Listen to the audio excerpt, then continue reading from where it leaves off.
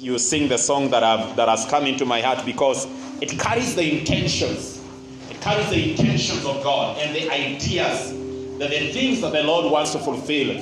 That is how God not only speaks to us, but begins to follow His word. The moment you commit to the word, He follows the word. Amen. God follows the word that He's been committed to. He said that my word that I've sent to you shall not return to me void.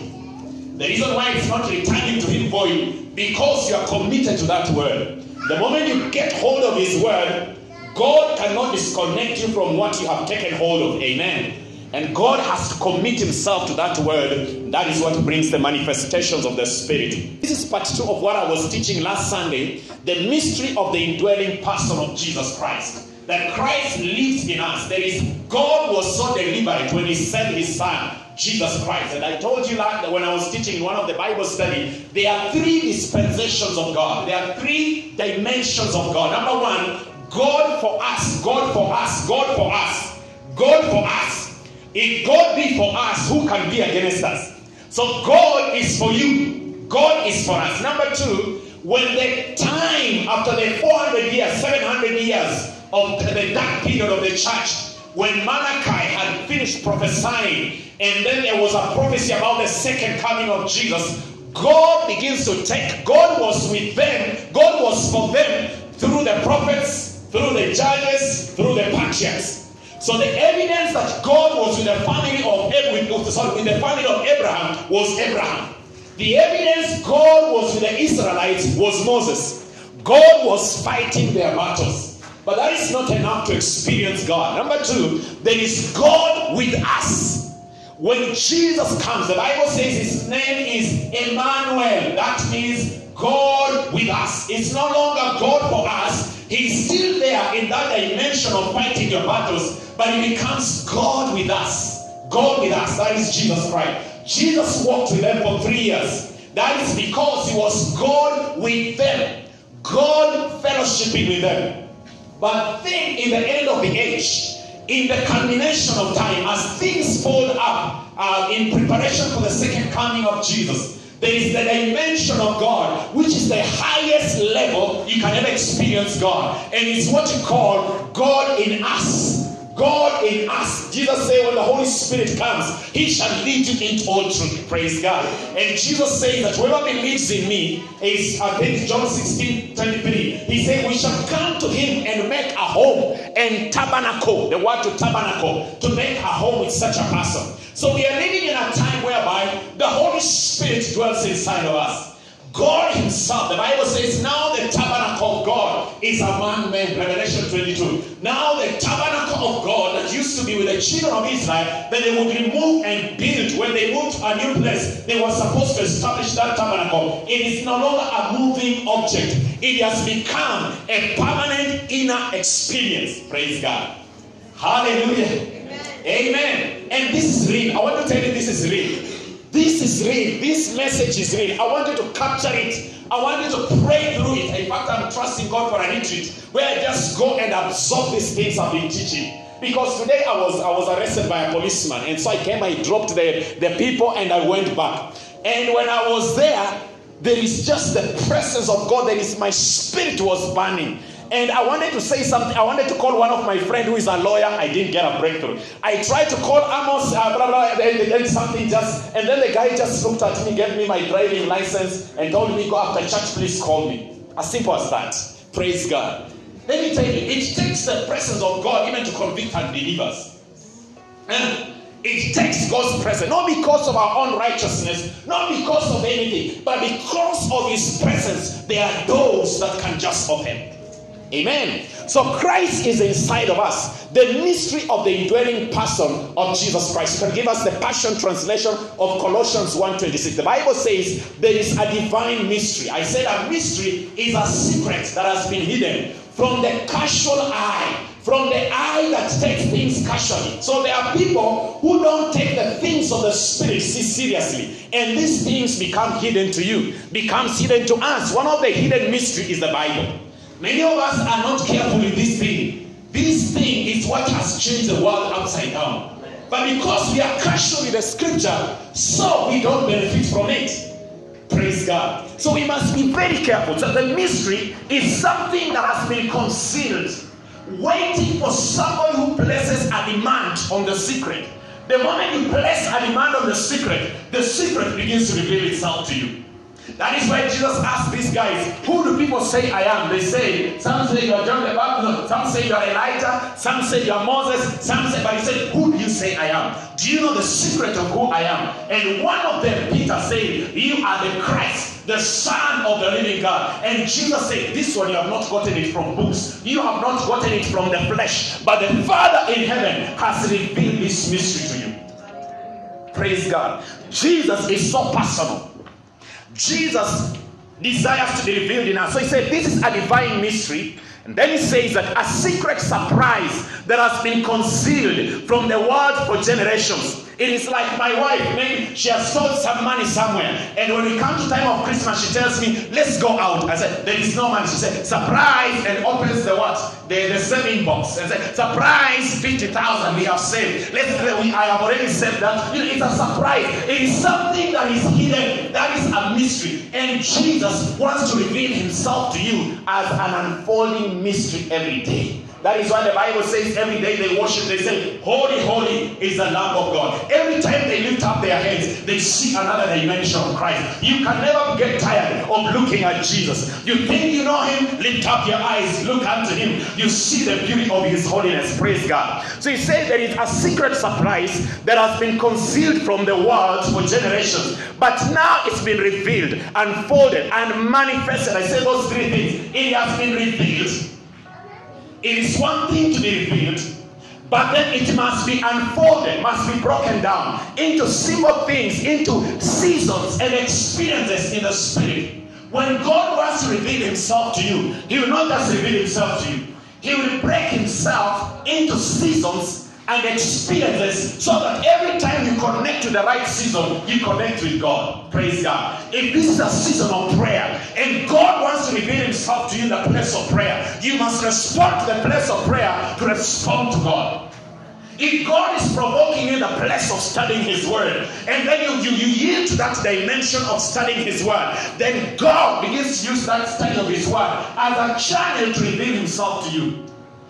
The challenge is what Jesus said, oh Jerusalem, Jerusalem, how I long to gather you, because you have not known the day of your visitation. Many of us are so casual with the things of God. No wonder they just pass us by. The Bible says when the disciples were going on the way to Emmaus after the resurrection of Jesus Christ, they didn't know the Son of God had resurrected. The Bible says when Jesus was walking, he saw the two of them and he was like passing. And when they looked, he said, what are you talking about? They said, are you the only stranger in Jerusalem? Long story short, they say, this man was here, blah, blah. Jesus rebukes them and says that, did you not know that I had spoken about this thing beginning at Moses? Jesus revealed the entire scripture to them. Now Jesus rebukes them. The Bible says, and he opened their minds and they could understand scriptures. He opened their understanding. They could understand scriptures. We must open our spirit to these portals of scripture, to these dimensions of scripture, so that we can experience God to the fullness. We must allow God to be what? We must allow God to be revealed, to be unfolded, and to be manifested in our lives. And then he says, for every holy believer to experience. Listen, verses 27. Look at verses 27. Living within you is the Christ, who floods you with the expectation of glory. Living inside you is the Christ. Yeye anaishi ndani yako ni Kristo, anayekujaza na utukufu wake. Praise God. That is the experience with God. Now, because of time, I'll not continue with many things. But I said there are 3 stages of experiencing this mystery. This secret is not for everybody. That's why some of your family members are not born again. Because this mystery is not just for anybody. Every person must position their spirit in faith. That is why some of your friends are not born again. Because this is a mystery. And I always tell people, the tabernacle, which is a perfect representation of Christ, the outer covering of the tabernacle, the outer covering was not covered with gold. The outer covering was not covered with gold. You know why? It was covered with a goat skin. A goat skin. Can you imagine? It has rained, and the tabernacle fence is covered with a goat skin, what happens? What happens? Can you imagine looking at something, a skin, and they are telling you inside that skin there is the glory of God? Now, that is the mystery of the gospel. The Bible says that gospel is foolishness to those who perish, but to us who believe, it is the power of God. Now, the gospel is not appealing many times. The gospel is like a badger skin. It is like a goat skin. When you look at the things of God, they look like an old skin. When you look at Jesus on the cross, the Bible says nobody admired him on the cross, but inside him was the glory of God. Praise God. Sometimes the reason why we don't win people, and I pity these churches which give young people headphones to win them to Christ. The gospel is not appealing. That is why anytime I lead a man to Christ on his knees, because this gospel is not appealing sometimes. The people have led. There is one young man I led him to the Lord up at Kencom. He went on his knees because the gospel is not appealing. It is not comfortable. This thing we must pay the price. Praise God. Hallelujah. One student came to my office. I led him to the Lord. I called the secretary. I said, come and become a witness. Because this gospel, it is not bling bling. This gospel, I'm not saying it's ugly, but I'm saying it carries an amount of foolishness. If your eye is casual, you will not see what is behind the goat skin. Inside the goat skin represents you. The Bible says in 2 Corinthians 4:7, we have this treasure in the jar of clay. The jar of clay is the gospel, this skin. When you look at me, when you look at your neighbor, when you look at yourself, you can despise yourself. But inside you, the Bible says, it says that we have this treasure in the jar of clay, ordinary clay, to show the surpassing power is not from us, but it is from God. It is what is inside me that makes the difference. It is not how I look. It is not it's not what you have. It's not what you have in terms of substance. It is what you carry inside of you. The mystery of the indwelling Christ. Praise God. This blew me up. I took my wife to somewhere where we usually pray. My God, I was on fire. I nearly started levitating. Praise God. My spirit was burning. I just want my spirit to expand and to raise my body to some level. Amen. Praise God. Christ is in us. He is the expectation of glory. Christ is the reason why you should never be discouraged. Christ is the reason why you should move on. Christ is the reason why you should lift up your eyes above circumstances. But David says that I lift up my eyes above the hills. Where shall my help come from? You must learn, I must learn to lift up my eyes above circumstances, because my help comes from God, the maker of the heavens and the earth. Praise God. There are three things in this mystery. I'm writing devotion so you can follow the devotion. Number 3 experiences or 3 phases. Number 1, it is the seed level. The seed level mystery, because a seed is always hidden. So Christ comes in you in form of a seed. Seed, S-E-D. So yes, Jesus comes inside of you in form of a seed. And it's easy. Remember when you got born again, they told you, we are giving you 3 weeks. Me, I was given 3 weeks. It's now 18 years. Amen. Praise God. Because it was a hidden seed. So Christ comes in form of a seed. Remember the Bible said the seed of the woman shall crush the serpent. That's the mystery of the seed. The seed carries the potential of the source. So the seed that is inside of me, Christ may be inside of me in a very little way, but the same seed carries the power of the way it has come from. That is Jesus. That is why Jesus said that if you have faith as small as a mustard seed, you can say to this mountain, be removed and be cast into the heart of the sea. What matters is the seed that you carry. Praise God. So number 1 is the seed level. Seed, the location of the seed is in the human heart. That is the soil of this seed. Jesus said the seed is the word of God. Seed is not money that you bring in the basket here. There are a lot of people who are bringing a lot of seeds to the pulpit and their lives are not changing. The seed is the word of God. That's the supreme seed. Praise God. Amen. The doctrine of seed is imbalanced. We must elevate the seed of God's word. Luke 8:11. This is the meaning of the parable. The seed is the word of God. Luke 8:11. So the seed location is human heart. Christ comes to inhabit your heart. Christ wants to change my heart. Number two, the seed must be scattered. Many of us don't know how to release our seed. Jesus said that whoever loves himself more than me is not worthy of me. We must learn to scatter ourselves. The Bible says, one of the verses in Proverbs says that there is one who scatters yet becomes more rich. There is one who holds and becomes poor. This is for stingy people. The more stingy you are, the more poor you become. That's in the realm of the spirit. Praise God. So the seed must be scattered. The Bible says in the book of 2 Corinthians 1:27, it says that not 2 Corinthians 9:9. It says that, and he scatters everywhere and gives to the poor, his righteousness lasts forever. 2 Corinthians, and if you read Mark chapter 4, speaks about when the farmer went to sow the seed. Some fell along the way, some fell on good soil, some fell among the thorns. And Jesus said the seed is the word of God. So we must understand the nature of the seed. You must release your seed. You must release your life in the hands of God. For this, Jesus says in John 12:27, unless a grain of wheat falls to the ground, dies, it cannot live again. You must let your seed go. That is why Abraham, when he went to the Mount Moriah, he released the seed. That is Isaac. And Isaac was a type of Jesus Christ. The seed, for God so loved the world that he gave his seed. He gave his son into our lives.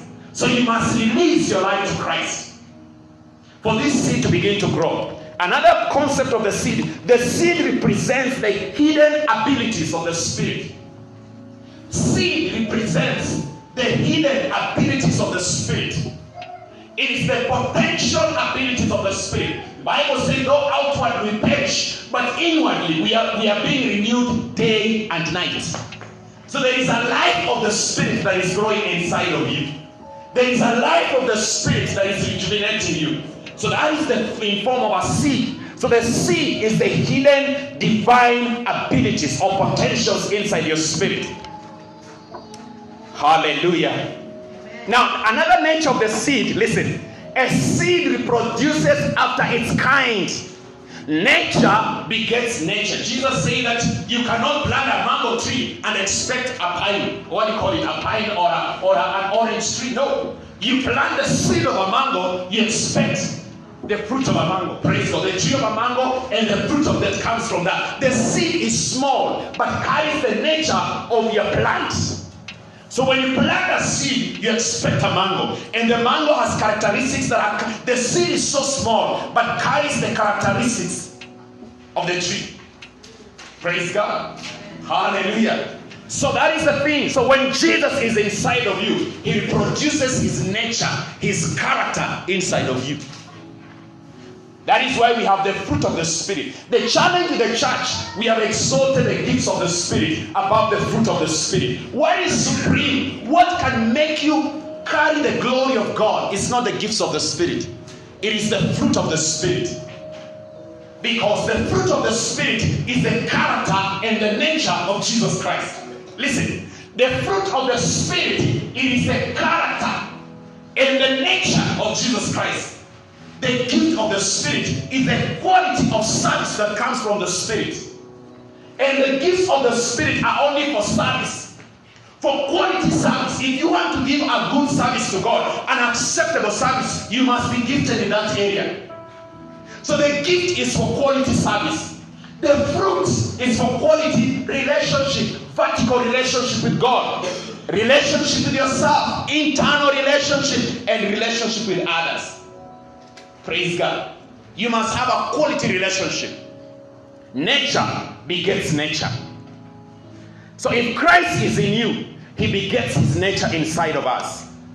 So he produces of its kind. Now another characteristic of the seed lives only after death.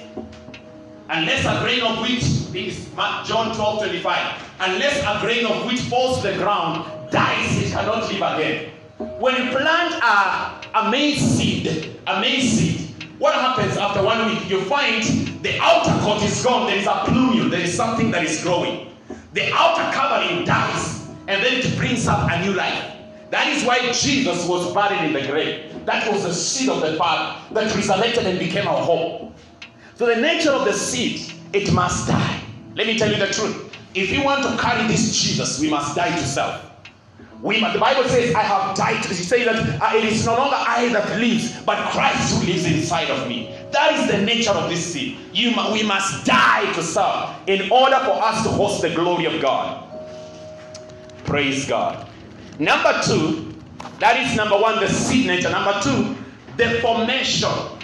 Now the seed represents conception, is a sperm of God's word.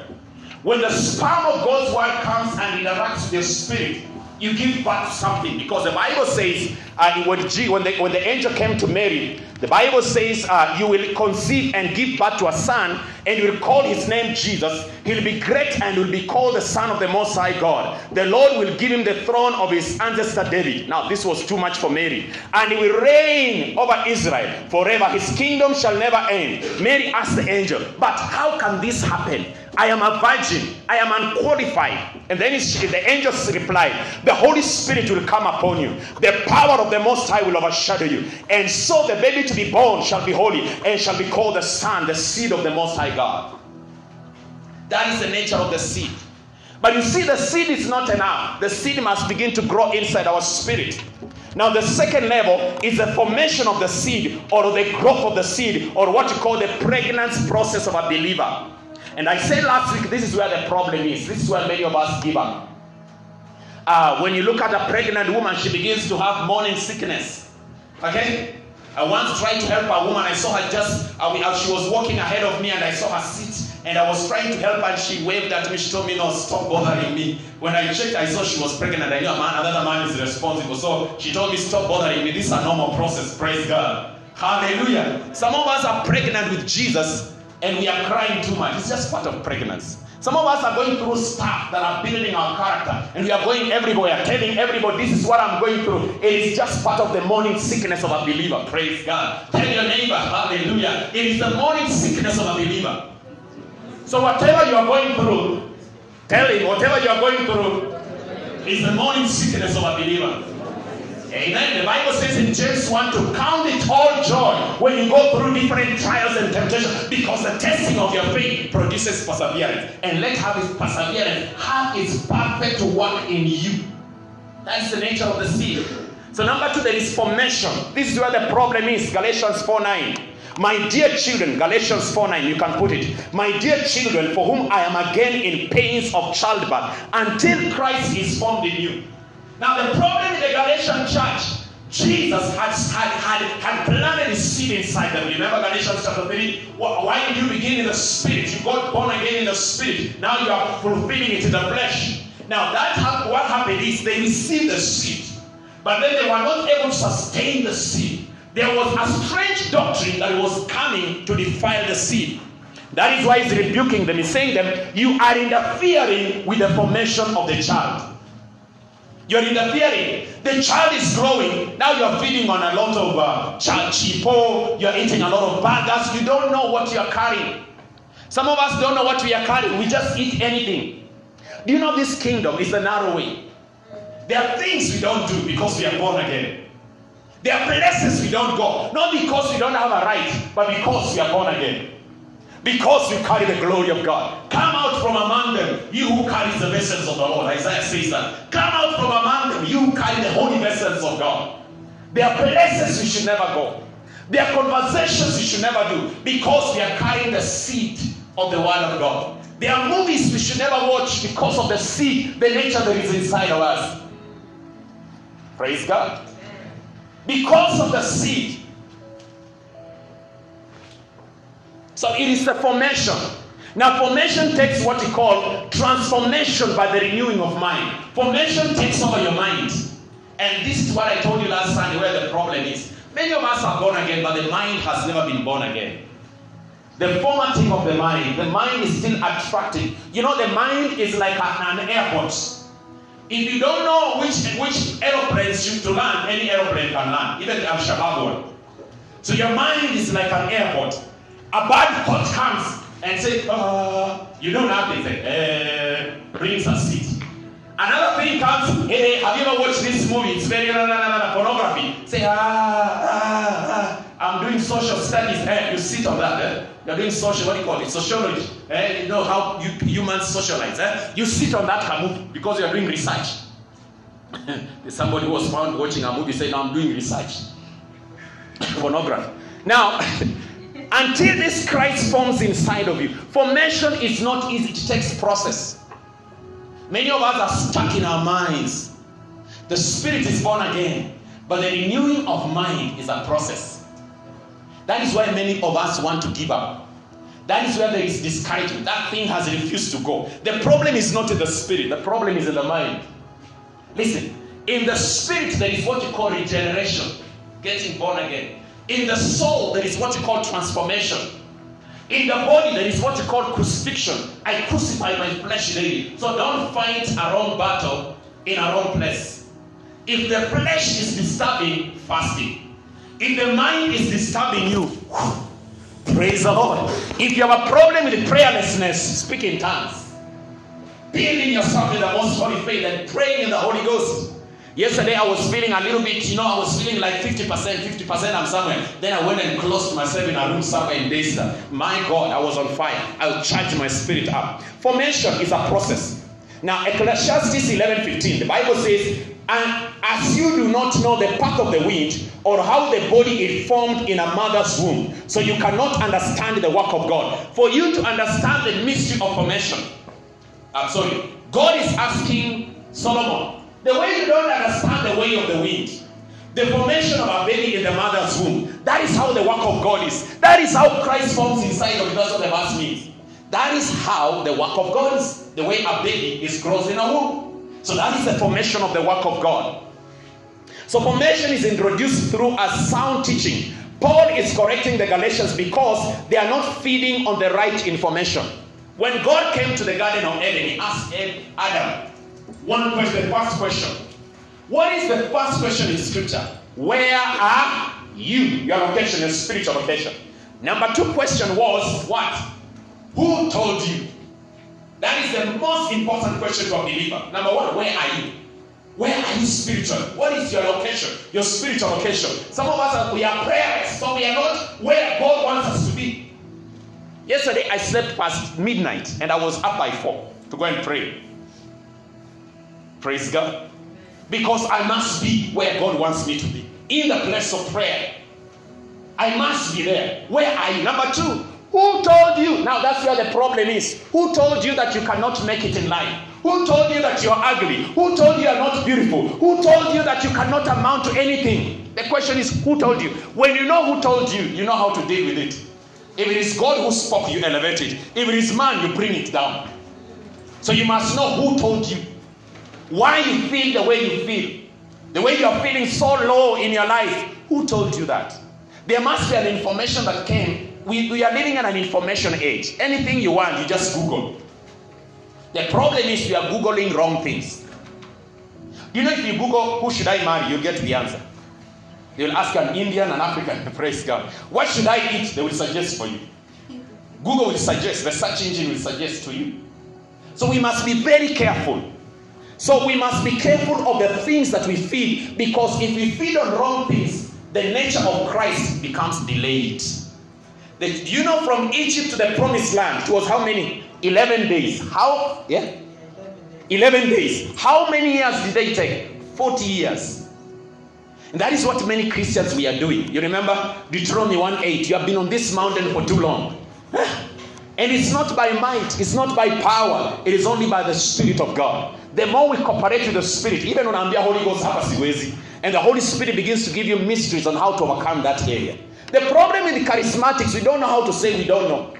And so we live in more ignorance because we have never acknowledged to say that hapa siwezi. But there is a time you go in the presence of God, you tell God, this week, kimeumana. If you don't show up, I'm done. But you know, we have been told confession, positive confession, and then we collapse in our confessions. We get depressed in our own confession. We must learn to tell God easy ways. You know, when God came to Ezekiel, he asked him, Son of man, shall these bones live? What did he say? Only you know. Sometimes when God asks you a question, don't give an answer. Take it back to him, because he has better answer than you. Praise God. Hallelujah. Some of us tulikuwa kiherehere kwa class, so hata Mungu akiuliza tunainua spirit zetu mbinguni. I'm kidding. So now, image and likeness. Let me just land it home. So the formation of your spirit, listen, is the formation of the image, and it is the formation of the likeness. And then I say the image is in your spirit, because God is Trinity, tripartite. We are also tripartite. So we have spirit, soul, and body. God the Father, the Son, and the Holy Ghost. Hebrews say God is the Father of our spirits. The Holy Spirit, listen to this. This will deliver somebody. The Holy Spirit is responsible for the sanctification of your soul. That is why we are the body of Christ. So Jesus seems to take responsibility of the body. The Holy Spirit takes the responsibility of the soul. That's why the Bible says in 1 Peter 1:2 that you've been called according to the foreknowledge of God through the sanctifying work of the Spirit for obedience to Jesus Christ. So the Holy Spirit, that is because that is your inner, that is your holy place. The Holy Spirit, Jesus was always on the outer courts, welcoming the world, the light of the world. The second place of the tabernacle was the place of the Holy Spirit, the place of sanctification, the menorah, illumination, fellowship. May the fellowship of the Holy Spirit be with us. That is the table of the showbread. And we do not know how to pray as we ought, but the Spirit prays within us. The Holy Spirit helps us. That is the altar of incense. That's the place of prayer. The Holy Spirit is responsible for fellowship, illumination, and the altar of incense, prayer. So that is the soul part. So when the Bible speaks about image, you are made in the image of God. But the likeness, that image of God must begin to radiate inside your spirit, your soul. So the life of God in your spirit must intrude your soul. When the life of God is just stuck in your spirit, you can still be born again, speaking in tongues, but you have issues. You can be born again, speaking in tongues, you have issues. Because Jesus is just in the bedroom. Jesus is just in the spirit. So this life of Christ must begin to form in the soul. The soul formation, the renewing of mind, transformation. The Bible says, put off the old self and put on the new man. You remember Ephesians chapter 4 from verses 20? Put off the old self and put on the new man. So formation and transformation takes place in the growth space, whose result is a renewed mind that leads to maturity. Let me land it home. It's the most demanding phase in a believer. Hii hautawezana nayo. Mungu ameipatia eternity present, not eternity future. This one we must conquer. There is no way you can say, I conquered the devil yesterday. The guy shows up today. That's what the Bible says when the devil showed up in the wilderness, and he came in the opportune time. The devil knows when to show up. So you can never say, I fasted, I have dealt with things. No, every day, the Bible, Paul says we die daily. Sanctification is a day process. Salvation is one time. Sanctification is a process. Praise God. So forming the inner man is putting on, for you to form the inner man, you must put on. But let me just conclude, because I do want to stretch this beyond next week. Now listen to this. What this formation achieves, it is one, a sanctified, a transformed life. Number two, maturity. Not the body maturity, but the inner witness maturity. Yani what is an inner witness? What do you call it in Swahili? Almost. Inner witness. Shahidi wa ndani, Ushuhuda wa ndani, You must mature in your inner conviction. There are people who tell you something. You don't need to show arrogance. You just need to refuse it in your spirit. I was telling somebody, I went for an altar call, and this man was prophesying things I was not agreeing. As he was prophesying, I was canceling in my spirit. I just say, I refuse in Jesus' name. I refuse it in Jesus' name. I refuse it in Jesus' name. When he finished prophesying, I went my way. Because he was prophesying in the flesh, and I could sense. Spirits deep calls unto the deep. I must have a witness of what you're speaking. I'm not a baby in Christ. Praise God. We are living in the last days. Somebody can transfer demons on you. And the next week, you are asking Baba. He went to a church and they told him never come again because he asked some serious questions. So he's here. He was sharing the testimony. He went to a church somewhere in Lavington. And that church is full of demons. They are doing funny things. And when he asked some serious questions, they told him, get out of here. Never come again. He's here. Ask him. The church. Praise God. So don't just allow even anybody to lay his hands on you. Do you know deep calls to the deep? Do you know virtues move from a place of high saturation to a place of low saturation? Now, if you are so discouraged, Pastor, you go to any pastor, Pastor, please pray for me. That a guy who's just prophesying on the streets, the guy is carrying some demons of poverty. And the guy, in the name of Jesus, you know your spirit is empty. And the guy is full of poverty. In the name of Jesus, you see. The next thing, umepoteza fare. Praise God. Because the demon of poverty, the characteristics is lack. You're always lacking. Yes, you scatter. You're always scattered. Even when you have money, you know you have 500 shillings. But poverty tells you, kula chakula ya 550. Alafu unaanza. That's poverty, sign of poverty. Unaanza kukula alafu unaanza kutafuta puliza. Because poverty tells you to, I'm kidding. Please forgive me. Transformation. Number 2, renewal. No, I said no. Transformation, maturity of the inner witness, and then renewal. Them that wait upon the Lord. There is a system of renewal for a man with transformation. You're always renewed day and night. Praise God. Even at the moment when you're discouraged, God just tells somebody to call you and your spirit bounces back. You know, there are times you don't even feel like praying, but God raises somebody to pray for you. There are sometimes I don't feel like praying. Naambianga Holy Ghost, leo sisikii. Naenda kuomba nikizunguka. Naangalia tu mosquitoes, naangalia tu butterflies. Praise God. I have not, you know, it's one of the things God loves is sincerity. Lakini mimi huendanga huko. Sisemi naamka na vuruta mimi namwambia you're supposed to be here. Let's go to the place of prayer. Hata kama sina maneno ni huko. Praise God. Hallelujah. Where are you? So it is formation. Now, lastly, please allow me to finish this. I don't want to finish. Continue next week. The last part is the manifested life. Concealed life in the spirit. Formation life in the soul. Manifested life. This is a product of the spirit. I'm not saying it will manifest in your body. People will see you have changed, of course. But the origin is in the spirit. All this is in the spirit. Now, 1 John 1:2. That life was revealed, that the word made manifest. That life was made manifest. Give me New King James Version. 1 John 1:2. That life was revealed or made manifest, and we have seen it, and we testify and declare to you the eternal life that was with the Father that has been revealed to us. So that life came in your spirit, came in your soul, and you revealed. You remember Acts chapter 4 verses 13. When they looked at them, they realized these guys had been with Jesus because he was made manifest. Praise God. If you are a prayerful person, you know, the only... Today I woke up in the morning and an interesting thought came. You cannot fake consistency. And if you are able to fake, then you are consistently fake. This is a statement that came. I don't know whether it came from the spirit, but I was just thinking about meditating. You cannot fake consistency. You cannot fake discipline. You cannot be undisciplined. You cannot fake. And if you ever fake, then you are consistently fake. You see? So the life was revealed to us. And we have seen it, and we testify and declare to you the eternal life that was with the Father, and it's been revealed to us. So the Word gave life, no, John 1:4. The Word gave life to everything that was created, and His life brought us light. Life must become light. Jesus came in form of life, and this life became light. Listen. In conclusion, the manifested life of Christ takes only 2 forms. One, the fruit of the Spirit. That is the character of Jesus Christ.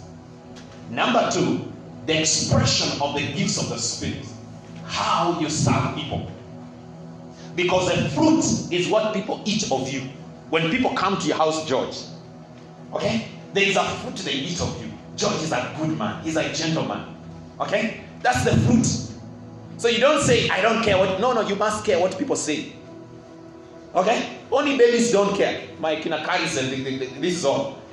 When they cry, they don't care. But a believer who is mature, you must care what you say. I don't care what people think about you. You must care. You are the light of God. You are the lamp on a hill. You must care how you shine. So when people come to me, they must say, hey, Fred ni noma. Oh, jamani, bure kabisa. You know, that becomes a bitter fruit. So one, the expression people want to come to us, they must eat of our fruit. The fruit of the Spirit is when we faithfully manifest the nature of Christ. The fruit of the Spirit is when we faithfully manifest the nature of Christ. The gift of the Spirit is when we faithfully manifest the work of Christ. The gifts of the Spirit are to manifest the work of Christ. Healing, deliverance. There are many people who prophesy and the next thing they move out to the sister, or they prophesy, they move out to the brother and they go and fornicate. It's true. It's happening in church. Because, you see, it's the gift level. Because the gift, it is there to display the work of Christ. The gift. But the fruit is the character and the nature of Jesus Christ. So this manifested life, this transformation in the soul, must result in me being faithful in service with the gifts of the Spirit. There are people who are signposts, believers. We only lead people to where they should go, but we have never been there. We lead people to worship, the worship we have never arrived at. We lead people in prayer when we are so prayerless. You get it?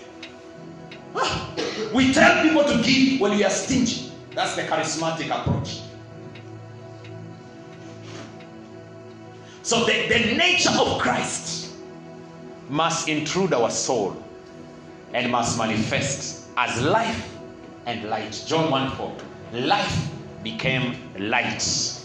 Arise and shine, for your light has come, and the glory of God is risen upon you. Father, we worship you. I don't know what this message has spoken to you. I don't know what the weight of this message, how it has expressed itself to you. The orations of the Spirit, the